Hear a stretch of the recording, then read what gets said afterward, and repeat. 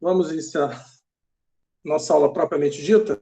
Isso foi só um review do trabalho que eu passei, mostrando uma solução interessante. Alguns alunos não captaram bem o que eu tinha falado, e esse exemplo eu achei que está direitinho, está bem relevante, por isso eu apresentei aqui para vocês. Eu tenho aula de terça gravada, Breno, não vou colocar hoje, só me dá um segundinho que eu tentei subir ontem, não consegui, tive outras emergências para correr. A maior delas foi preparar a aula de hoje. Hoje eu vou falar sobre arquiteturas avançadas. Eu fiz um pupurri, eu fiz um resumo. Essas aulas normalmente ela levaria um pouquinho mais de tempo. No final, alguém me pediu para falar sobre arquiteturas vetoriais. Eu preparei um material, mas eu juro que eu não sei onde ele foi parar. Tá? Nessas sincronizações, alguém voltou atrás na sincronização que eu estava fazendo. Mas eu, se der tempo no final da aula, eu vou conversar ou achar o slide para falar um pouco mais sobre arquiteturas vetoriais. Mas eu dei preferência hoje a tentar fazer esse material melhor. Bom, então aqui a gente tem um pequeno material que eu sintetizei, está lá no AVA, disponível, né? E diz basicamente o seguinte: as arquiteturas elas estão evoluindo muito, vão sempre se modificando. Nos anos 60 você tinha computadores enormes, né, chamados de alto desempenho, que eram os computadores de grande porte. E depois surgiram então os computadores vetoriais, né, que faziam cálculos científicos, né, o Cray, é um outro tipo chamado supercomputador. Então, exemplo de desempenho ou era o computador de grande porte, ou era o supercomputador. Tá? O supercomputador não tem nada demais, tá? Mas ele era chamado assim porque realmente fazia as contas rápidas. Naquele tempo, o Cray 2, se não me engano, era 1 gigaflop por segundo, ou seja, isso é uma coisa espantosa. Tá? Hoje em dia a gente está quase chegando no hexaflop. Bom, aí surgiram os microcomputadores, que era muito longe do desempenho dos computadores de grande porte, supercomputadores. Mas a tecnologia de integração foi evoluindo passo a passo e a gente acabou tendo que, hoje em dia, o mercado é dominado pelos microprocessadores, tá bom? E eles ganharam desempenho e aumentaram as aplicações, deixaram de ser aquela coisa de robista que você fazia em casa, né? Sei lá, que nem hoje, você leva o Arduino para casa para brincar, antigamente você levava o computador pessoal para casa para brincar. Uma coisa que você podia comprar e levar para casa. Não tinha muita aplicação prática, mas hoje em dia não. Hoje em dia o microcomputador manda geral. E aí, essas arquiteturas hoje em dia paralelas, né, vamos dizer assim, as arquiteturas paralelas, as arquiteturas avançadas que a gente tem hoje em dia, elas podem se dividir em algumas categorias. Essa divisão varia de autor para autor. Essa é a divisão que eu fiz, tá? Eu chamo de arquitetura multicore, são vários processadores em um único encapsulamento. O objetivo é otimizar, maximizar o desempenho e diminuir o consumo de energia, eu vou mostrar isso. Arquiteturas superescalares, que executam várias instruções ao mesmo tempo. Tá? VLW também executa várias operações ao mesmo tempo. A primeira superescalar, o hardware tem muita participação nisso, e na segunda é tudo feito mais pelo software. Só que isso também é uma coisa meio questionável hoje em dia, mas eu vou mostrar a diferença entre as duas. E, finalmente, arquiteturas de multithread em SMT, ela vai executar de mais uma thread por vez no teu computador. Hoje em dia, todo computador que você compra, processador que você compra, ele é multithreading, tá? Simultâneo de multithreading. Aí você tem um computador físico e tem 2 virtuais, mais ou menos. Vou procurar falar um pouquinho sobre isso também. Tá?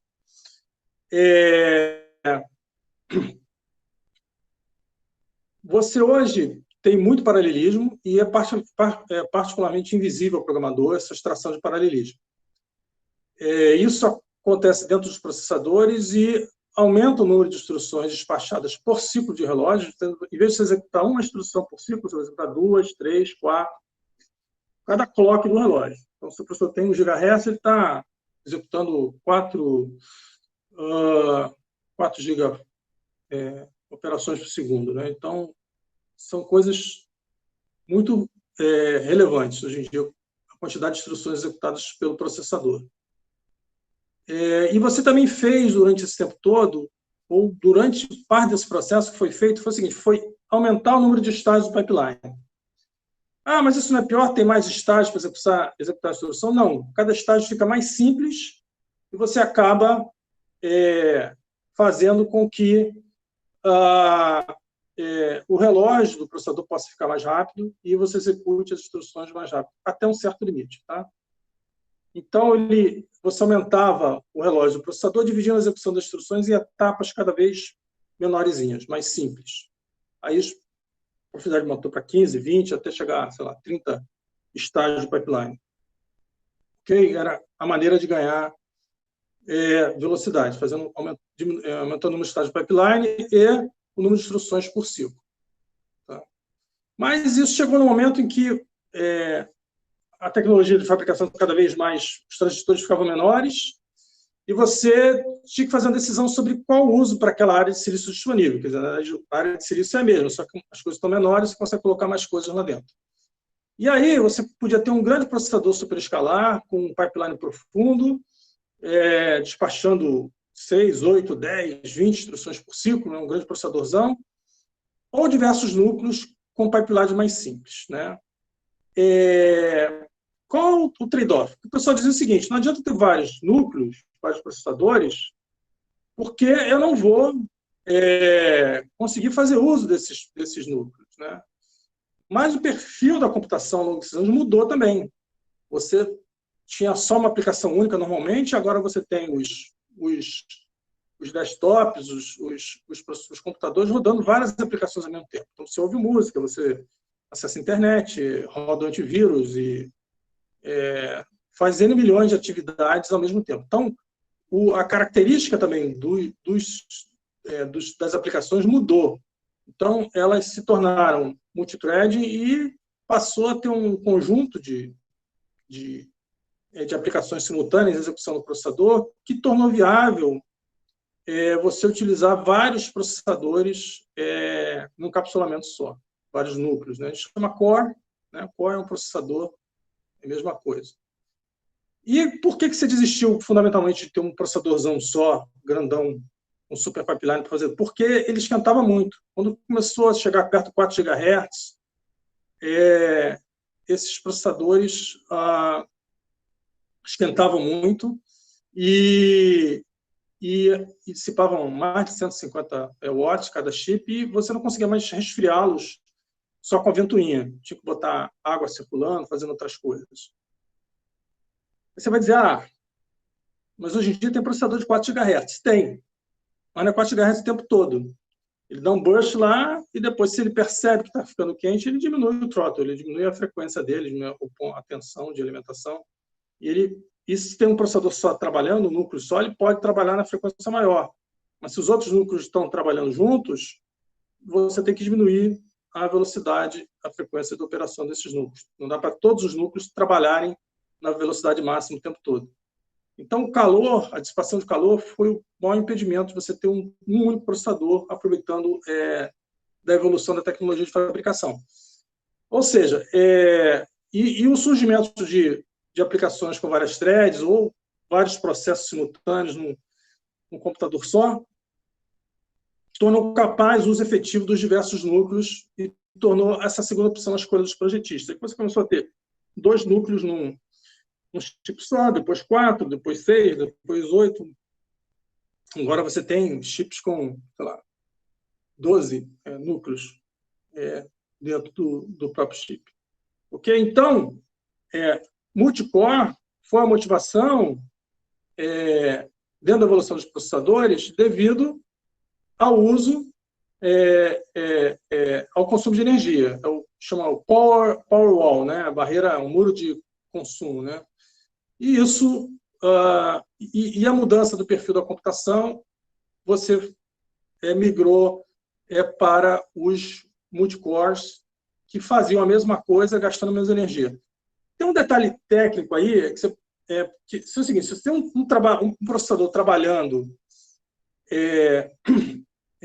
numa frequência X, você tem 2 processadores trabalhando na metade da frequência, eles vão conseguir, dado que você tem uma carga com multithread, né, uma carga com várias aplicações para executar, eles vão fazer a mesma coisa, eles têm o mesmo throughput, tá? Ou seja, entregam a mesma coisa. Você tem, sei lá, 8 programas para executar, tem um processadorzão só. Ele vai executar os programas em X tempo. Se você tem 2, trabalhando na metade da frequência, ele vai entregar também em X tempo aquelas 8 tarefas, porque elas são divididas. A diferença é que o consumo de energia de um processador rodando no dobro da frequência de 2 processadores é o dobro. Ou seja, você, ao usar 2 processadores na metade da frequência, você diminui o ponto de tensão, diminui o ponto de operação dele e você economiza energia. Então, 1 mais 1 não é igual a 2. Meio mais meio não é igual a 1. No sentido que 2 processadores trabalhando na metade da frequência têm o mesmo desempenho, porém o consumo deles é metade do consumo de um único processador trabalhando no dobro da frequência. Eu não coloquei nenhum slide mostrando isso, mas tem uma formulazinha matemática, dá para mostrar isso, mas esse é o fato. E aí, isso viabilizou o uso de multicore. Tá? Então, você vai ter mais processadores trabalhando em frequências menores e em tensões, né, de alimentação menores, com o mesmo desempenho de um processador. A tendência, hoje em dia, é que tenha cada vez mais core e mais memória cache, né, que foi outro uso que o pessoal descobriu que era uma coisa boa para fazer com a memória de área de serviço disponível, colocar a memória cache. Então, a memória cache. Tá? E a ideia é que, em algum momento, né, hoje em dia você tem os chips de memória dinâmica que estão do lado de fora, em algum momento você vai ter uma quantidade de memória dinâmica dentro do próprio chip processador e você vai poder expandi-la com outro X de memória do lado de fora. Tá? Basicamente, isso está chegando a esse ponto. E já incorporou também o controlador de vídeo, já entrou no mesmo chip, então as coisas estão entrando. E talvez a memória demore um pouquinho mais. O primeiro cara a ser absorvido talvez seja a ponte sul. Né? Em algum momento, essa ponte sul talvez ela venha a ser engolida, como a ponte norte também foi engolida pelo chip do processador. Então, a tendência é ter um chipão só, os periféricos e a memória pendurada lá de fora, e mais núcleos. Tá? E mais memória cache. Bom, qual a vantagem então, de usar multicore? Uma dessas vantagens é o throughput computacional, pois CMP é um outro nome para multicore, tá? É chip multiprocessor. Tá? Prover bons resultados na relação potência e desempenho, sem nenhuma modificação no software, você não precisa mexer nas aplicações. Tá? Por quê? Porque tem um número independente de threads nas aplicações hoje em dia. E no caso da latência crítica computacional, isso é um termo técnico, né, que a gente usa. O que acontece é o seguinte: quando você está executando alguma thread e ela eventualmente para buscar alguma informação que está numa memória remota, ou vai esperar um I/O, ou vai fazer alguma coisa, você vai colocá-la de escanteio, vai parar de executar aquela thread e vai pegar uma outra thread. Tá? E, eventualmente, as threads têm que conversar entre si. Você está trabalhando com programação com múltiplas threads, você joga isso, né, dentro da cache nível 3. Por isso tem mais cache cada vez mais. Quanto mais núcleo tem, vai ter mais cache de nível 3, porque é o que eles usam para fazer a comunicação entre as threads. Isso evita muitos detalhes de programação e muitas mudanças na aplicação, ou seja, você pega uma aplicação comum, vamos colocar assim, e joga direto num chip desses aí que é multicore, e ela vai executar com bom desempenho, sem grandes dores de cabeça. Tá? Desde que você tome os cuidados em sincronização, ela vai rodar em qualquer chip. A cache nível 3 é para manter a consistência dos dados, é para que as threads possam conversar entre si e trocar informação. Tá? Basicamente, para a comunicação entre as threads. De uma maneira rápida e sem esquentar muito a cabeça em termos de programação. Né? Então, ou seja, o multicore surgiu como opção para explorar essa existência de várias threads de execução e isso aconteceu de uma maneira natural e transparente ao programador, ou seja, não tem que mexer na aplicação para você fazer uso disso. Se desde que você programa uma multithread, ela vai funcionar com qualquer número de cores, com relativo desempenho, sem grandes dores de cabeça. tá? Porque o custo de comunicação é baixo entre essas threads. E quando você tem uma thread que para por algum motivo, está esperando alguma coisa, você joga ela para escanteio, pega uma outra thread e vamos em frente. Então, é um paradigma de sucesso. Tá? Não tem um esforço de engenharia muito grande de uma geração para outra, você passa de 2 para 4 núcleos com o mesmo projeto do core, você só encolhe aquele projeto, que ele fica menor um pouquinho, não tem que redesenhar essa lógica, então só tem que replicar os N-cores. Então, você gera, comercialmente, isso é muito interessante. Você gera a versão com 2, com 4, com 8 núcleos, e cobra mais caro por isso, usando o mesmo projeto, praticamente. Né? E as placas também, as motherboards, elas placas-mãe, né, elas têm uma pequena mudança. Você passou de 4 para 8 núcleos, externamente, não aparece nada para você. Não tem diferença externa. Tá? Então, o teu projeto da placa, da motherboard, ela é o mesmo, independente do número de núcleos que tem. Só que um chip com 12 núcleos demanda mais I/O, tá? Na parte de rede, essas coisas todas. Por isso que eu acho que o próximo cara a ser engolido vai ser a Ponte Sul, tá? Para facilitar processamento de entrada e saída. Aumenta a pressão em cima do disco, a pressão em cima da memória, e algumas outras coisas acontecem na multicore. Mas, basicamente, é uma solução de sucesso. Tá? Aqui é um diagramazinho tentando explicar essa evolução. Aqui atrás, no começo, era só um núcleo, né? A cache ali separado em instruções e dados, um processador superescalar, daí a necessidade de separar a cache nível 1 em instruções e dados, uma cache nível 2 unificada, e acabou. Tá? As primeiras versões que tinham de multiprocessador, de multicore, cada núcleo tinha sua cache nível 1, sua cache nível 2, não havia cache nível 3 compartilhada. Ok? E aqui, hoje em dia, o que tem é isso aqui. Você tem um processador, cada processador tem a cache nível 1, separada em instruções e dados, e a nível 2 compartilhada entre os diversos núcleos. Eu tenho um desenho melhor depois para mostrar para vocês. E aqui, esse último desenho está dizendo assim, que além do multicore, ele é multithread, ou seja, ele executa mais de uma thread ao mesmo tempo. Eu vou explicar isso depois para vocês. O que é multithread, né? E aí, ele é o hyperthread que você compra hoje em dia. E, basicamente, é isso em dia que você tem aqui os processadores com vários núcleos, várias threads nesse esquema. Ou, de uma maneira mais bonita aqui, ó, o desenho ficou bonito, né?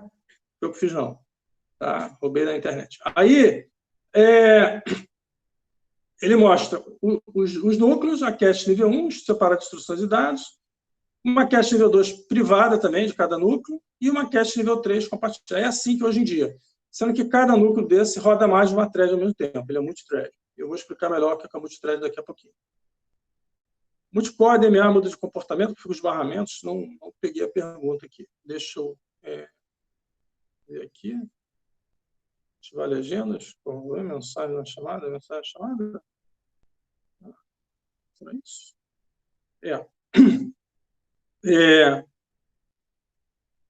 Então,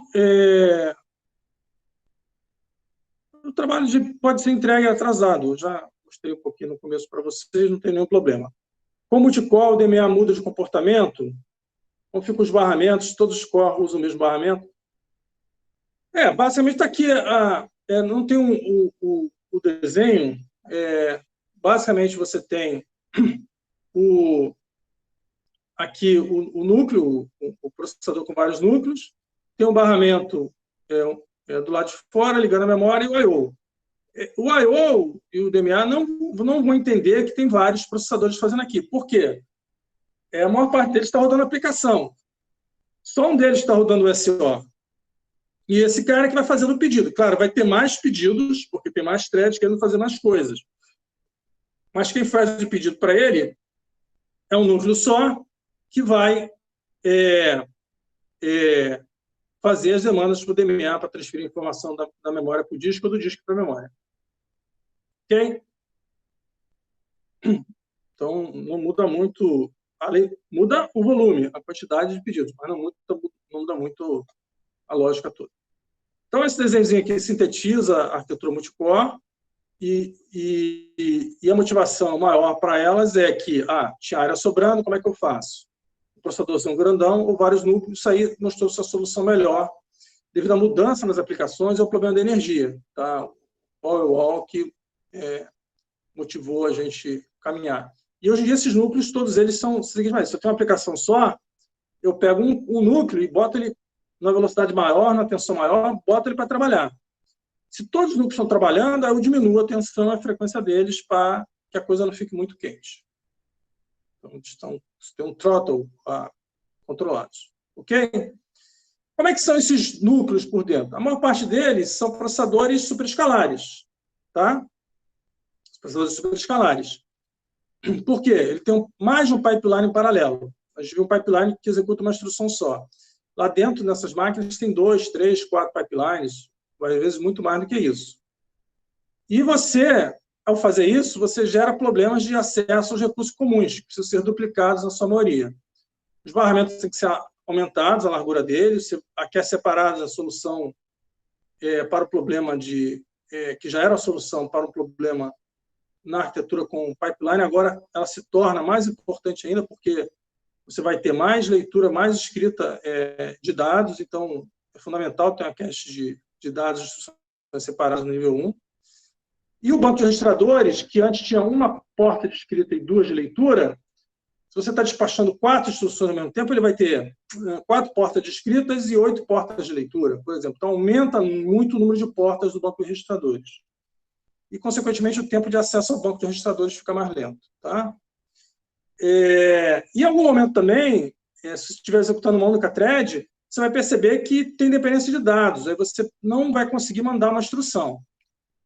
Alguns processadores mais simples e mais antigos simplesmente paravam de despachar. Opa, tem uma dependência de dados aqui, não vai dar para continuar, você cai que precisa do outro, aqui ficou ruim a coisa.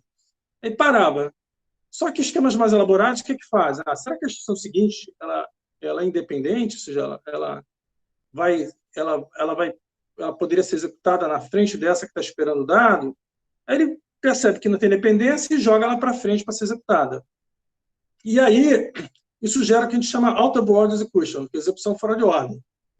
E você, no finalzinho, você tem que colocar tudo isso em ordem, e há problemas em relação à ocorrência de exceções, né, processamento de exceções, problema de erro de predição de desvio incorreta, vários detalhezinhos que não vai dar para mostrar para vocês, mas que são solucionados pelos projetistas para fazer com que essa bagunça toda, né, de instruções fora, dê tudo direitinho, não dê bagunça no final, que seja tudo termine como se o programa tivesse sido executado sequencialmente. Então, a arquitetura superescalar executa mais de uma instrução ao mesmo tempo, através da duplicação de recursos, unidades funcionais, aumento da largura do barramento, a decodificação de mais de uma instrução por ciclo. Alguns detalhes eu vou mostrar aqui depois, mas etc, etc. E aí, executa as instruções fora de ordem, normalmente, e tem o desempenho de 4, 6 instruções simultâneas por ciclo de relógio. Tá? É meio impressionante o que se consegue. Tá? As modificações que tem que fazer em relação ao nosso processadorzinho convencional é aumentar a largura do barramento.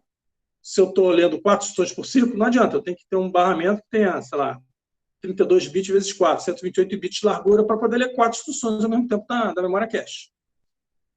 Tá? A predição dinâmica é imprescindível, porque eu já nem... Com um pipeline só já era ruim prever o desvio, com 4 instruções ao mesmo tempo, pode ter uma instrução de desvio ali no meio, pode ter 2, então você vai ter que fazer um guess, vai ter que dar um palpite para onde você vai. Então tem que ter predição dinâmica para você não ficar buscando instrução à toa. Tá? Tem que decodificar, ou seja, mais de uma instrução por ciclo, além de ir ao banco de registradores para ler tantos operandos quanto seja possível serem demandados por essas instruções. Tá? E há um esquema de renomeação, por isso que eu comecei a aula mostrando ali o software pipeline, o desenvolvimento de laço, software pipeline é outra técnica. Para vocês entenderem que a renomeação ela é importante, aumenta o desempenho, e ela pode ser feita por hardware. Tá? Uma coisa chamada tabela de renomeação, que resolve em tempo de execução as dependências falsas. Então, a arquitetura superescalar ela não depende do compilador renomear os registradores. Ela faz isso automaticamente. Perguntas? Dúvidas até aqui? Muita coisa. Não, os papéis em parede não são threads. Você pode, na arquitetura, processador superescalar, ele começou trabalhando com uma única thread. Tá? Então, eram instruções do mesmo programa, vou colocar assim, da mesma thread. Tá bom? Depois surgiu o multithread, eu vou mostrar lá na frente para vocês. Mas ele já fazia isso com as instruções de um único processo, uma única thread. Ia lá, isso aqui deu dependência de dados, vê a instrução seguinte, vamos executar essa, já ia buscando 4 instruções por vez, fazendo as coisas no maior paralelismo possível, automaticamente, sem conhecimento do usuário, se o usuário precisasse fazer qualquer intervenção em relação a isso. Isso desde a década de 90 tem esse tipo de arquitetura, tá? Comecei na década de 90. Você precisa de um estágio adicional entre o estágio de decodificação e de execução, onde as instruções aguardam até que seus operandos ficam prontos e pode haver unidades funcionais e que haja unidades funcionais disponíveis para executar essas instruções. Por exemplo, eu busquei 4 instruções. Se forem 4 instruções inteiras do mesmo tipo, pode ser que o teu processador só tenha 2 unidades funcionais inteiras. Então, 2 vão ter que ficar esperando. Então, você faz uma filazinha onde as instruções que não puderam ser executadas, ou por não ter unidade funcional, ou porque os operandos não estão prontos, são as 2 possibilidades, vão ficar aguardando. Então, tem uma coisa que chama janela de instruções. Tá? O número de unidades funcionais deve ser maior do que o número de instruções, para que não tem sentido buscar 4 instruções se eu não tenho 4 unidades funcionais. Pode ser 2 inteiras, 2 de ponto flutuante, você vai fazer um mix mais ou menos que você entende que é adequado no teu hardware. Mas você tem que ter mais unidades funcionais que o número de instruções que você busca a cada ciclo. Você tem fila de load store para otimizar os acessos à memória. Então, a gente tem várias funções que são feitas ali também transparentes para o usuário. Para otimizar o acesso à memória, você elimina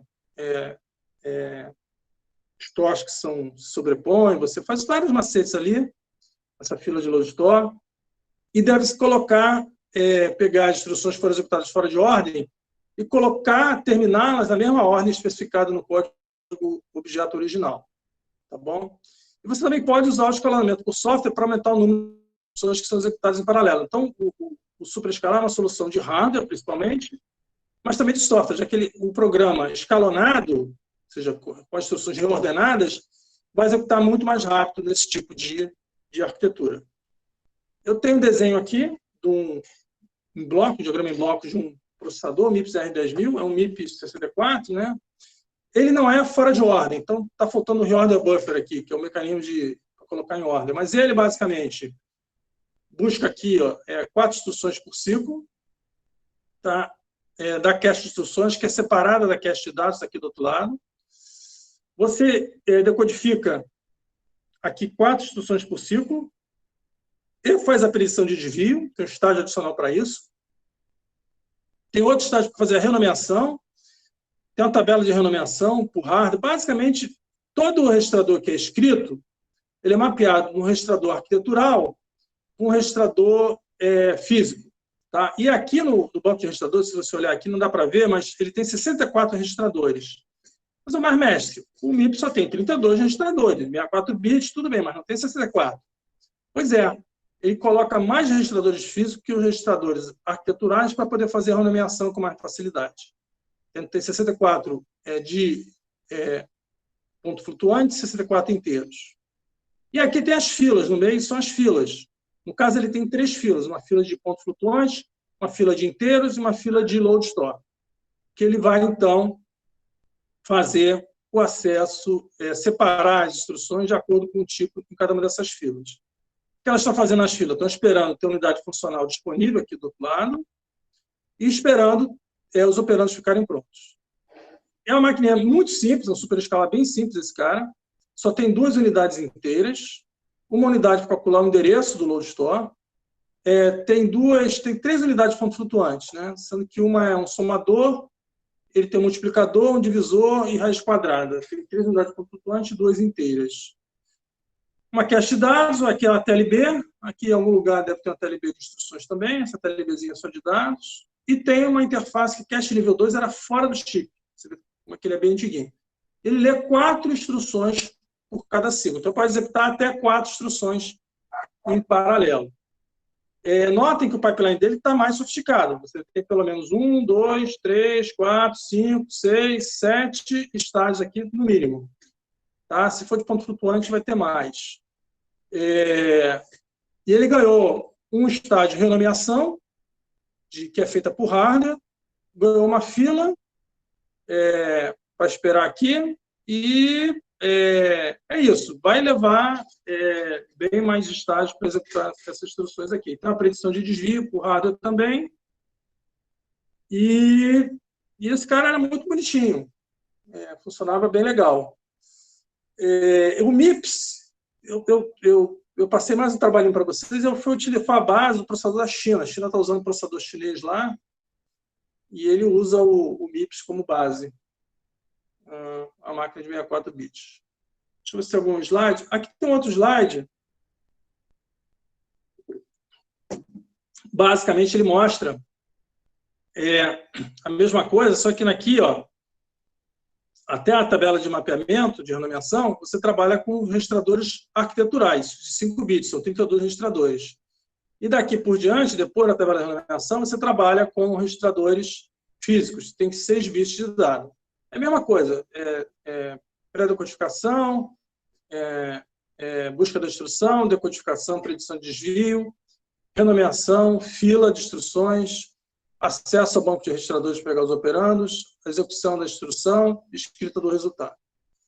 Tá? Então, estou pelo menos aqui 1, 2, 3, 4, 5, 6, 7, 8 estágios tem esse processador. Pode ter mais, tá? Normalmente. Então, vamos lá. Você pode ter processadores multicores, cuja a vantagem é ter o menor consumo de energia, se aproveitando do fato que você tem várias threads de execução hoje em dia no computador. E eles têm esse esqueminha de ter uma cache nível 3 compartilhada em todos os núcleos, onde é feita a troca de informação entre os núcleos, entre as threads que estão executando nos núcleos. Esses processadores, por sua vez, podem ser processadores superescalares, que executam mais de uma instrução por ciclo para cada thread que eles estão executando. Então, pega uma thread, cada um está executando uma thread só, no momento. Tá?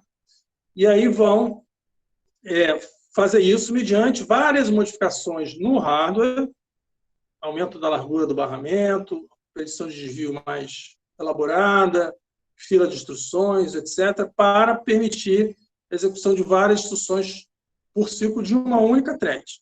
Tá?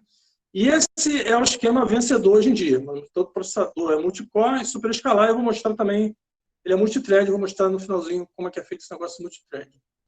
Mas, basicamente, são esses 2 esquemas vencedores. Ok? Perguntas? Pausa para respirar.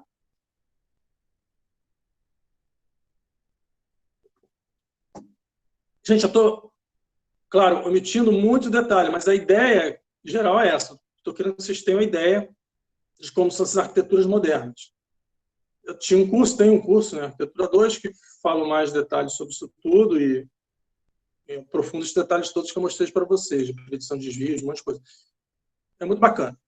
Tá? Então, é isso aí. Tem uma alternativa a esse modelo? Hoje em dia tem. São as arquiteturas VLW.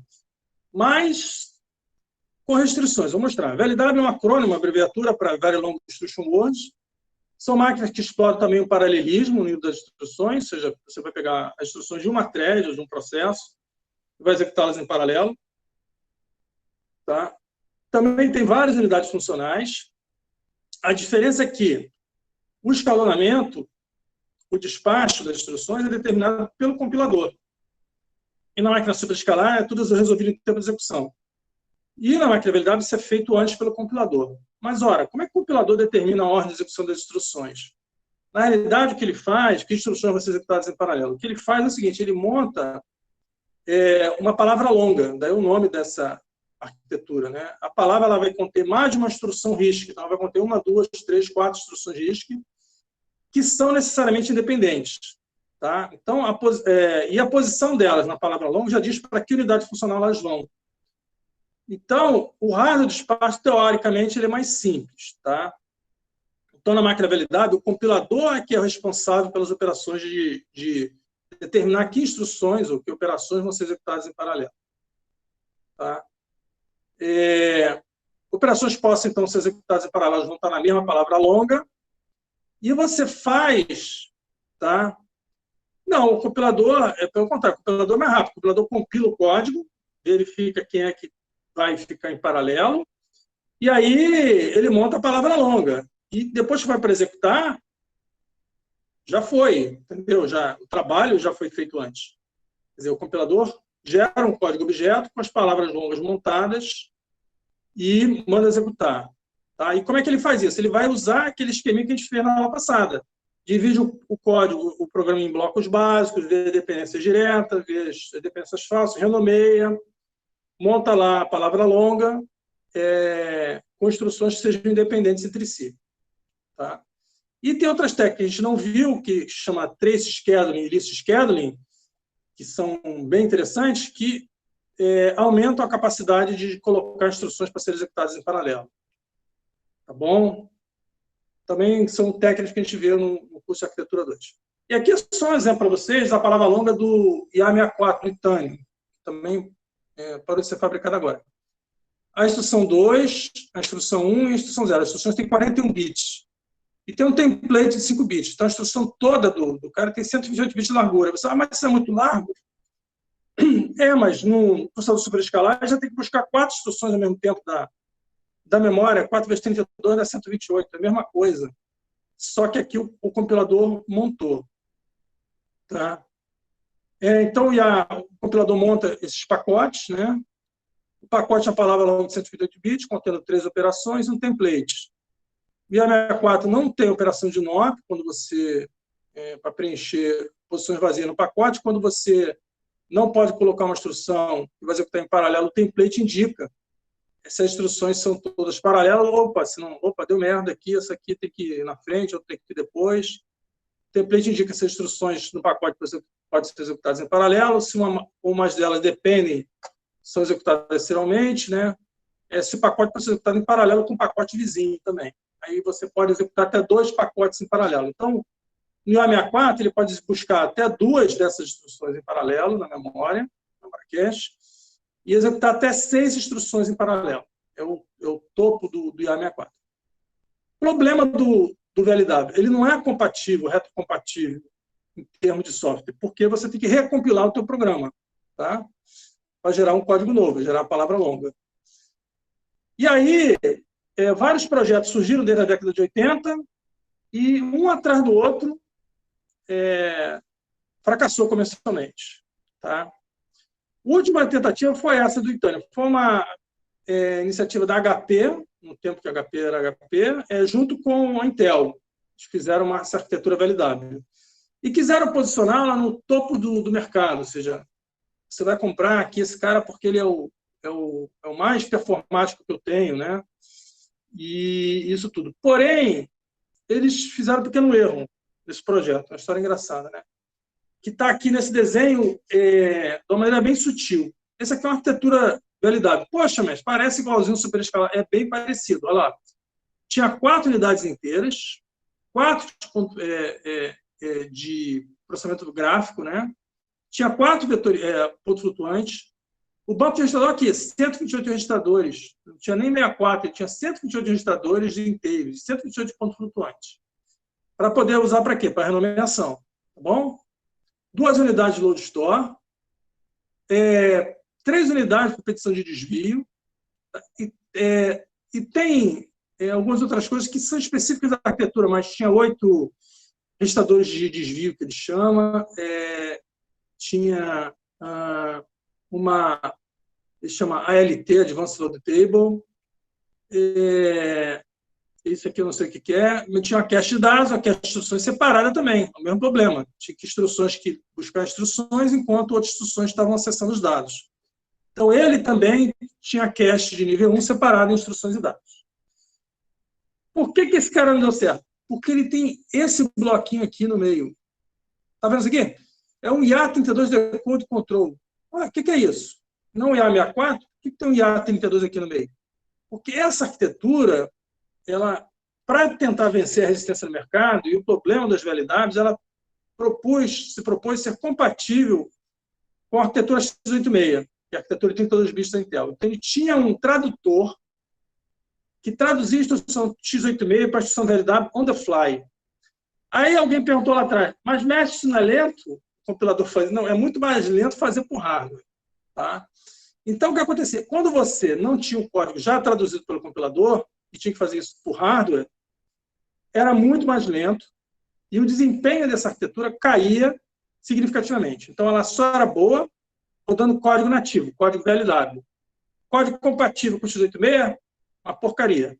Poxa, e agora, mestre, o que aconteceu? Que todo projeto que não é bem pensado vai acontecer. Ele foi para o lixo, né? Você acabou saindo do mercado. Acho que ano passado que parou de fabricar. Bom, e o problema todo era o seguinte, as firmas, as software houses, elas não queriam fazer versões de código específicas com a versão do VLW, por um simples motivo. Se o meu código x86 vai ser executado no IA64 e não funciona, tá bom? De quem é a responsabilidade? Tá? Não, veja bem, a HP é sobre o software nativo. O problema é a aplicação, para ele Excel, da Microsoft, o navegador, 500 outras aplicações que tinham que ser portadas, tá? Aplicações científicas, eventualmente, que são portadas para a arquitetura IA64. Tá? Então, olha só, presta atenção. Aí, o cara diz o seguinte, se meu código, que roda na x86, não rodar no modo compatível, a culpa é da Intel. Toma, Intel, resolve. Ó, botei meu código aqui, que você diz que o processador IA64 é compatível com o IA32. Minha aplicação não está rodando direito, o problema é da Intel. Se ele fazia uma aplicação nativa e a aplicação não funcionava, o problema é dela, da software house.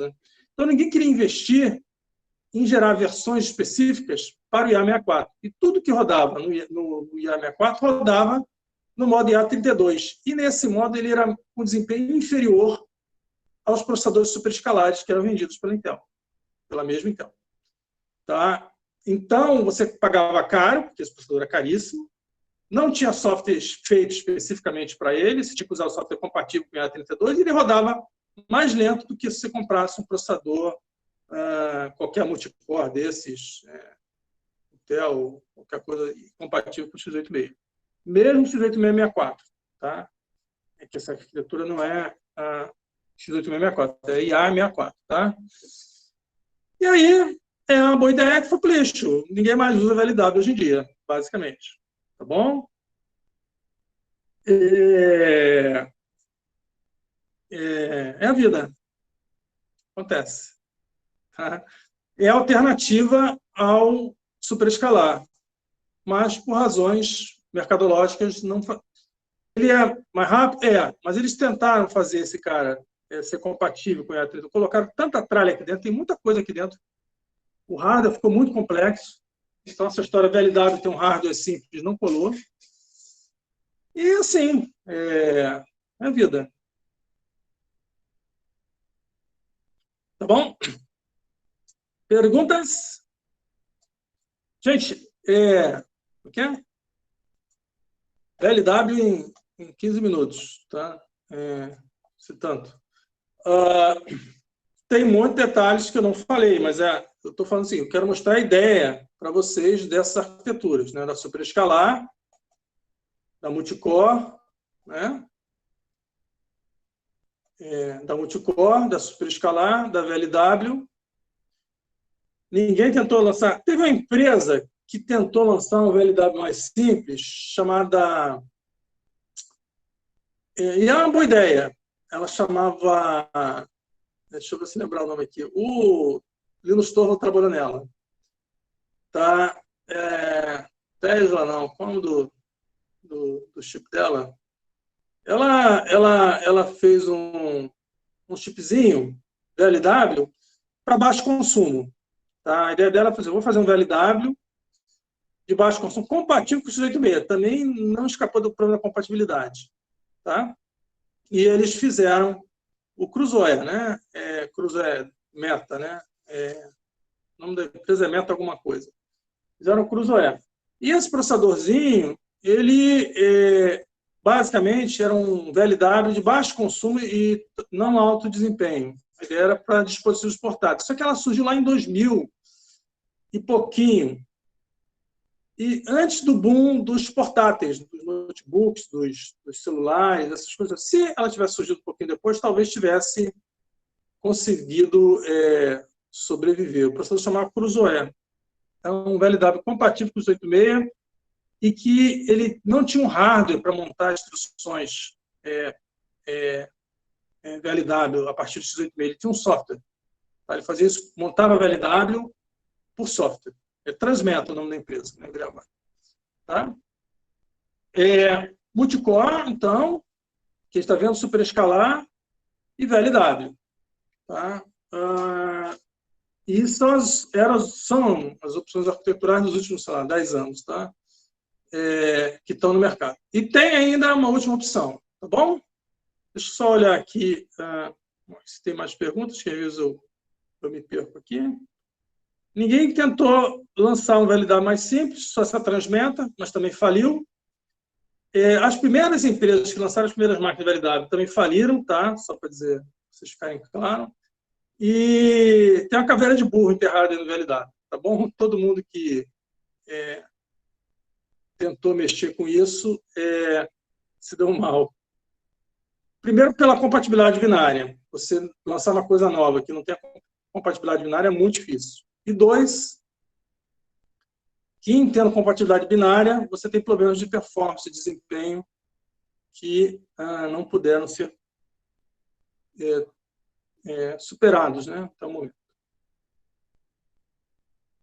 Você poderia pensar num codificador binário, talvez um softwarezinho, né, que lesse um código convencional e gerasse um código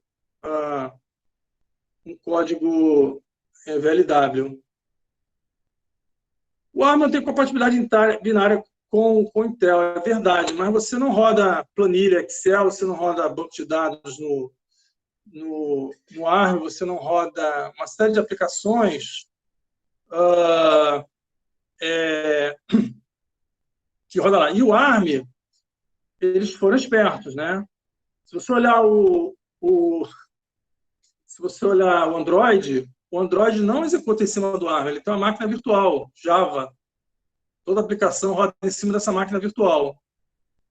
Então, na realidade, ele se aproveitou do fato que tinha máquina virtual Java e todas as aplicações rodam Java. Então, quem programava em Java, fazia código para Java, ele vai lá e executa e roda.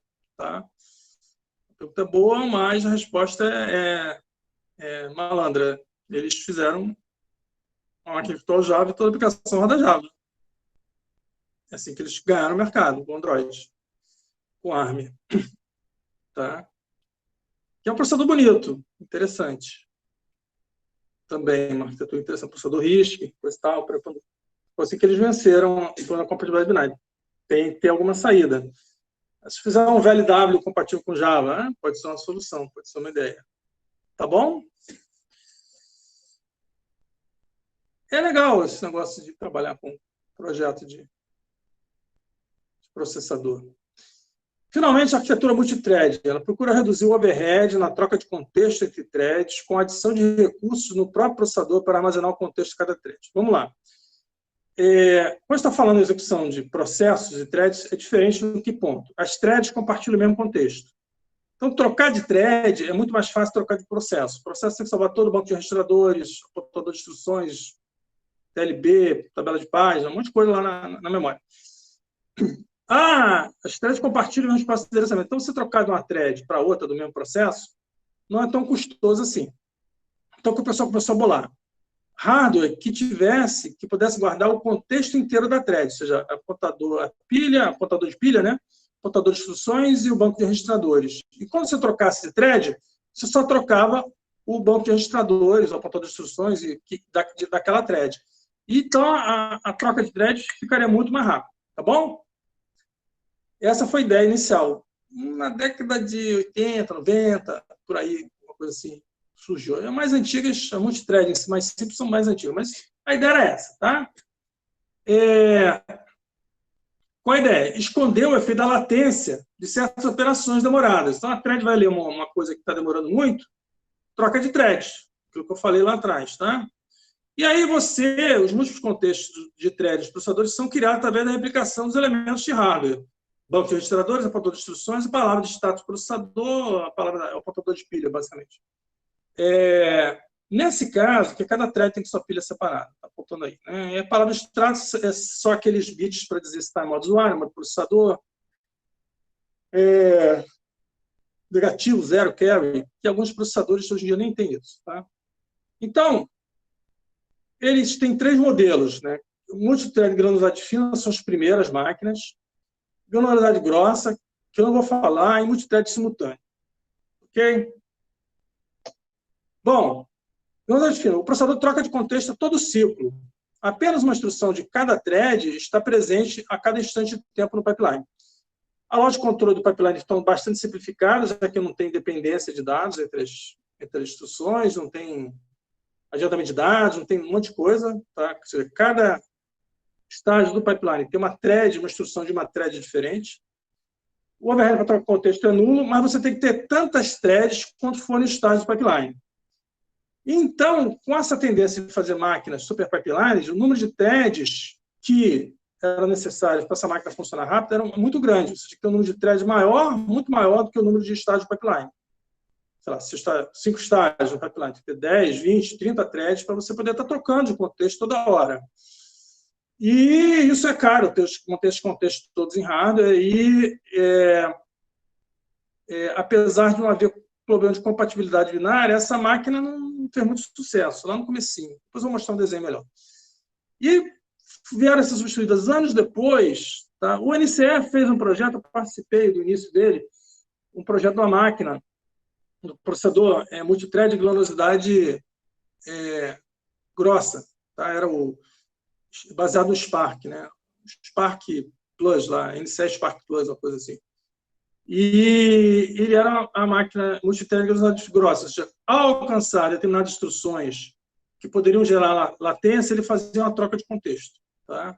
Então, multithread de granularidade grossa, ele vai executando instruções de uma thread, quando acha uma instrução que gera uma operação de latência, ele troca de thread automaticamente. Que gera o que pode gerar. Tá? Mas multithread de granularidade fina e multithread de granularidade grossa tem mais o mesmo princípio, que é ter um contexto para cada thread que pode executar para armazenado em hardware, tá bom? Para fazer a troca rápida de contexto. E você dizer, pô, essa ideia é boa. Essa ideia é boa.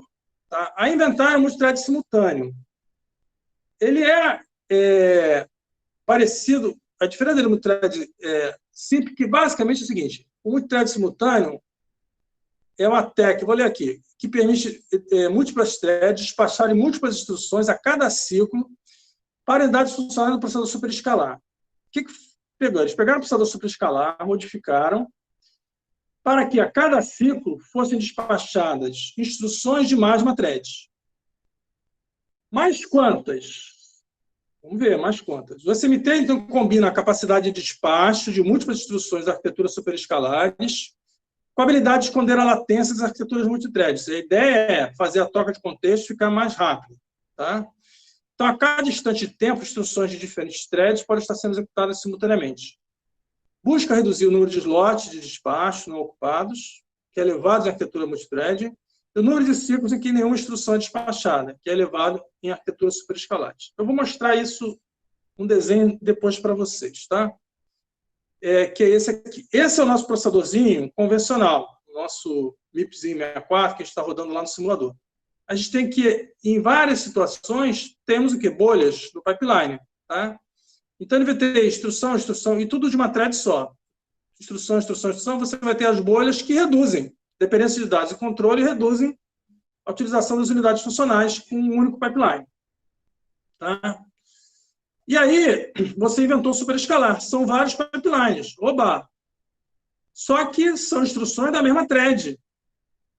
E aí, tem ciclos que você não consegue despachar nada, tem ciclos que você despacha todas 4, vamos lá, isso aqui parece o MIPS R10000, e aí tem 3, tem 2, tem 1. Então, encontrar 4 instruções executando em paralelo nem sempre é possível. a utilização das unidades funcionais é menor na arquitetura superescala que com despachos fora de ordem. Então, você está tentando fazer isso, mesmo executando fora de ordem, você melhorou a situação em relação a isso, mas tem um hardware adicional muito caro, e ainda tem aí um subaproveitamento. Então, se eu pegar e executar na velocidade fina, desculpe, você executa instruções. Aqui tem imagem pipeline. No comecinho do tempo era só um pipeline só. Mas aí que você executa a cada ciclo instruções, só que as instruções estão numa mesma thread. Opa, está ficando mais interessante, né? Então, a cada ciclo, tá vendo? A cada ciclo são cores diferentes. Então, cada ciclo são instruções de threads diferentes. Tá? É baixa utilização devido à dependência intra-thread. Existe alguma, né? Mas baixo desempenho com uma única thread. Se tem poucas threads, o desempenho cai. Se tem unidade funcional, não consegue executar. E aí surgiu o thread simultâneo. Olha que maravilha. Né? A cada ciclo, várias instruções de várias threads. Então, utilizar as unidades funcionais com operações dependentes para as mesmas ou diferentes threads. Pô, e ficou um show de bola aqui, né? É a utilização máxima do processador. Porém, tem uns probleminhas. Você tem pressão em cima do preditor de desvio, tem que fazer pressão para mais uma thread. A tua cache de instruções e de dados vai ficar poluída com dados de instruções de várias threads, então diminui a taxa de acerto.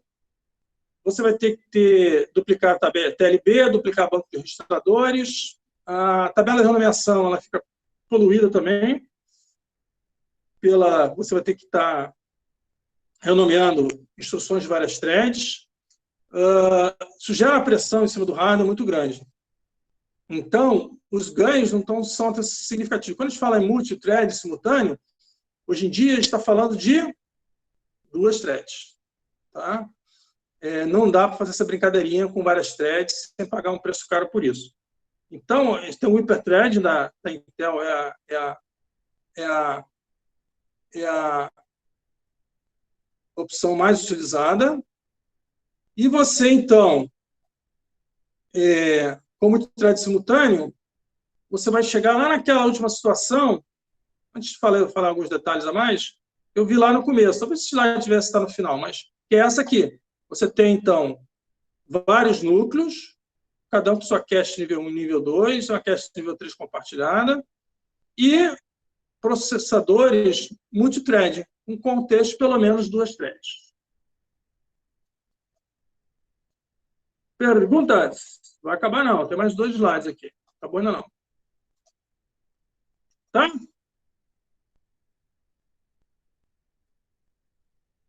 Estão nos seguindo? Muito bem. Então, vamos lá, mais um pouquinho. O multithread simultâneo, ou hyperthread, se você quer falar, ele implica algumas mudanças na arquitetura. Tem que ter vários apontadores de instruções. A tabela de renomeação ela tem pressão. Pilha de retorno não é um hardware que eu não falei para vocês que agiliza a volta, o retorno das rotinas. Tem que ter uma separada para cada thread. Tem que ter a identificação da thread na predição de desvio, banco de registradores grande, com registradores para as threads, registradores adicionais para a renomeação. 2 estágios de pipeline para acesso ao registrador, que ele fica muito lento. Tá? Tem que ter várias portas. Cache primeiro e segundo nível com a identificação da thread e a taxa de acerto dela diminui. A TLB também tem problemas. Tem uma janela de instruções aumentada, então tem muita pressão em cima do hardware. Tá bom? E aí, aqui tem um exemplo do IBM, eu não botei o exemplo da Intel, que o desenhozinho que eu tinha é muito complicado. Esse aqui é um exemplo mais simples. Ele tem aqui a predição de desvio, um comecinho aqui em cima. Aqui tem 2 apontadores de instruções, tá? Tem a cache de instruções, que é uma só. Aí tem 2 buffers de instruções separados, um para cada thread. Aqui, 2 pilhas de return stack, que eu não comentei. O preditor de desvio ele tem que estar preparado para mais uma thread. Aí você escalando aqui com a thread que vai, aí forma as filas de despacho, tem uma seleção dinâmica de instruções, aí manda as instruções para ser executadas, a leitura do banco de registradores ela é compartilhada, porque, na verdade, você acaba não tendo vários bancos de registradores, você acaba tendo um banco de registradores só que é renomeado para cada thread. Tá? Então, aqui em branquinho são os recursos compartilhados pelas 2 threads, em cinza claro, os recursos da thread 0 e em cinza escuro, o recurso da thread 1. E no final, ainda você tem que terminar as instruções em ordem para cada uma das threads, tá certo? E tem uma fila separada também de load store para cada uma das threads. Então, o IBM Power 5, né, é um multithread, é um dual-core multithread processor. Tem 2 núcleos, cada núcleo com 2 threads. É difícil competir nessa área. A IBM tem vários processadores que ela usa ainda nos seus produtos, nas suas máquinas, mas é uma luta meio inglória com a Intel e companhia. Mas eles estão lá e lançaram essa versão, que é uma arquitetura super escalar. Se eu olhar isso aqui, é um público super escalar. Só que em alguns lugares você tem recursos duplicados para atender as diversas threads. Quão mais rápida é uma arquitetura com... Aqui estamos falando do Intel, uma arquitetura com hiperthread, uma arquitetura sem hiperthread. No melhor dos casos, 2 núcleos virtuais, uma máquina hiperthread, é 1,3 vezes mais rápida se tem uma carga assim com muita thread para executar. Tá? Pode ser 20%. Então, não se impressione ao comprar um processador com 4 núcleos e o cara insistir para você que são 8, porque não são 8. Aqueles 8 vão ser, no máximo, 5,2 processadores reais. Tá? Então, você ganha um pouquinho e usa hiperthread porque você só gasta 5% a mais de hardware para fazer hiperthread. Tem uma perda de desempenho, esse benchmark já está levando em conta a perda de desempenho pela problema de predição de desvio, poluição da cache, etc., mas um processador virtual é mais ou menos isso que estamos falando aí no frigir dos ovos. O hiperthreading ele é um simultaneous multithreading, ou seja, ele é um processador super escalar, executando instruções de 2 threads. Né? Hiperthread, basicamente, são 2 threads ao mesmo tempo. Então, essas 2 threads podem ser do mesmo processo ou não. E o multithreading, ele é uma técnica, multithread mesmo, ele é uma técnica lá atrás que ele executa várias instruções de várias threads. Né? Na verdade, ele não é lá atrás, ele só tinha um pipeline só, tá? Ele fazia só isso aqui. Essa concepção de vários pipelines não é tão moderna, mas ela executava só assim. A cada ciclo alternava uma instrução de uma thread, só tinha um pipeline antigamente. Esse conceito aqui de 4 pipelines é teórico, só para mostrar para vocês. Não conheço uma máquina que tenha multithread mesmo e vários pipelines. Não lembro. Mas, de qualquer forma, a cada ciclo ele tem que trocar e pegar instruções de uma thread diferente. E no pipeline todo, só pode ter instruções de threads diferentes. Tá? E aqui não. Aqui você pode ter, no thread simultâneo, instruções no pipeline das 2 threads em qualquer estágio. Meio uma saladazinha. Tá? Então, o multithread ele é um conceito mais antigo e mais simples. Né? É uma coisa assim... O ideal é isso aqui, né? Coloridinho, né? Ou seja, cada ciclo uma instrução numa thread diferente.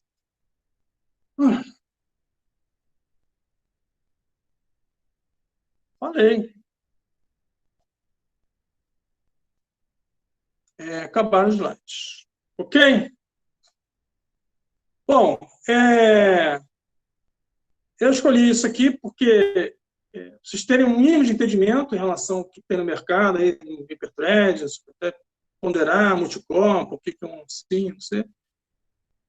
No fundo, ficam algumas lições. Quanto mais cache, melhor. Quanto mais núcleos, também melhor. Mas daí você tenha trabalho para ser feito em relação a essas arquiteturas. Tá? É só isso que tem, basicamente é só isso. Eu não falei de todos os detalhes de cada uma dessas arquiteturas. Pode ficar horas e horas conversando sobre cada uma delas. Mas, basicamente, no mercado, só essas 4 arquiteturas, VLW tem muito pouca coisa. Multithread puro também não tem mais. Agora, tem SMT, com o nome hiperthread, tem superescalar, tem multicore, e estamos aí, caminhando, sempre com coisas novas à medida que o tempo passa. Ok? Bom, aviso aos navegantes. Eu estou liberando um trabalho hoje para a semana depois da semana que vem. Eu sei que vai ficar um pouquinho apertado, eu serei consciencioso na correção. É um trabalho de apresentação também de 10, 15 minutos, eu acho que vocês conseguem lidar com isso, tá? E eu preciso marcar a prova, tem mais uma prova. Eu posso marcar na sexta-feira que vem, ou no sábado que vem, ou na quinta que vem. E na quinta que você está apresentando, na sexta ou no sábado. Eu quero saber o que vocês preferem. Na sexta-feira, dia. Tu não quer no sábado, né? Dia 2 é segunda, né? Terça, quarta, dia 6 ou dia 7. Tá? Então, bom, vou estar dia 7. É sub pipeline, tá? E até escalonamento. Até a aula, não entra a aula de hoje. A aula de hoje ela ficou muito em cima, tá? E então é interessante, essa coisa e tal, mas não está, o conteúdo dela não está na prova que eu fiz. Poderia colocar, mas não coloquei. O trabalho, vocês já estão aí em pauta, né? É para terça e quinta, os grupos vão se dividir de acordo com. Só tinha 30 alunos, que dá uns 10 grupos, deve ser 5 grupos em cada dia, ou 5 e 6, ou 6 e 6, uma coisa assim. E na outra semana também eu trabalho, eu pegar um processador e, à luz desses conceitos, por isso que eu não coloquei mais. Eu acho que tem um questionário do pipeline, né? Eu tenho um questionário, eu posso abrir o questionário do multicore, superescalar, eu tenho um questionário sobre. Os trabalhos são ao vivo, você pode gravar também, e a gente passa na hora aqui para vocês participarem, porque complementa o que eu estou falando. Eu falei muito rápido, então vocês vão pegar uma arquitetura dessas, que é superescalar, que é VLW, que é multicore, que é não sei o quê, e vão estudar com mais detalhe e vão apresentar aqui, tá? As notas estão saindo, tá? Eu estou me esforçando bravamente para isso, tá? As coisas estão sendo feitas, tá bom? Eu vou começar a lançar as notas, tá? Desculpem o atraso, mas essa vida online é a novidade para vocês e para mim também, tá? Mais alguma dúvida, alguma pergunta que vocês tenham em relação à nossa atividade? Então, semana que vem, o trabalho de entrada de saída, né? Outra semana, o trabalho com o processador. E é evidente que não vai ter conteúdo, porque não dá para fazer uma avaliação qualquer coisa que eu apresente. Então, o conteúdo terminou hoje aqui. Esse conteúdo de hoje ajuda para vocês fazerem o trabalho na outra semana, tá? É importante. E na prova vai até o conteúdo da terça-feira, que eu vou colocar hoje também lá. O Breno já me cobrou, eu não esqueci, eu vou só subir isso lá hoje, o mais rápido que eu puder. Ok? Alguma dúvida, alguma outra pergunta para vocês? Eu estou preparando as notas, estou tentando. Essa última prova, sim, sem dúvida. Tá? Vocês não aguentam, nem eu consigo corrigir mais provas. Tá bom? E agradeço a todos que resistiram até aqui, nessa altura do campeonato. Não vai ter a Comp no 2021, só em 2022. Tá? Então, não percam a oportunidade, porque janeiro, fevereiro, só vai ter em março, né? Que acabou, começa 2022. Então, arquitetura de computadores 1 só em 2022, porque essa foi oferecida com lotação completa. Perfeito? Então tá, gente. Eu vou fazer só o seguinte, eu estou devendo para vocês aqui, deixa eu só... compartilhando aqui, deixa eu só parar a apresentação aqui. E parar a gravação.